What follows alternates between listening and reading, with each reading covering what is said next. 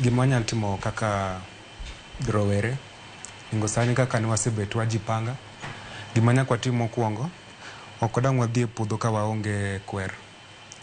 Wakauro mbulu ka rombwa joma onge ID wakauro ID. IBC no sebedo formed. Kagi chako voter registration wakauro mbulu. Lakini before that 2027 ada kono rowere ni wameduru tich ruoth. Watem kono ng'ani nikech ng'at moro mose prove time and again ni onge winjo japiny alafu okonyal timo ne japiny gima ber. Koro kawaling to obro medo negowa. Kawaling obro medo kwalo pesawa. Kawaling obro medo nyanyasawa. Koro wakoni akona monego bonego mogo bunde ka nyocho go abunde obo medo go bunde.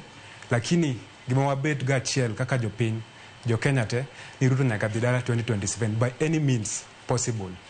Kata ka obro nego watemo wawene Kenya ni kende, let it be sober, lakini Ruto nyaka dhi dala.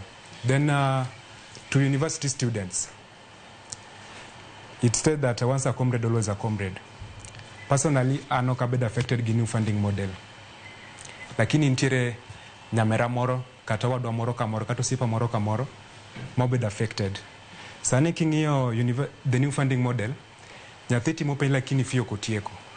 Ibo yudo ni kobro duogo no mo degree ne, to accrue a lot of debt of the university. Hundreds of thousands, tibi kwae pesano. Mondo, koko miye certificate ne. Korada call upon every comrade in the Republic of Kenya. Our future lies in our hands. Koro, let us come out in September. We'll be doing a mass demonstration, a very peaceful one, so that we can come down with the new funding model in a manner such that it never existed. Ibrahim, watch him.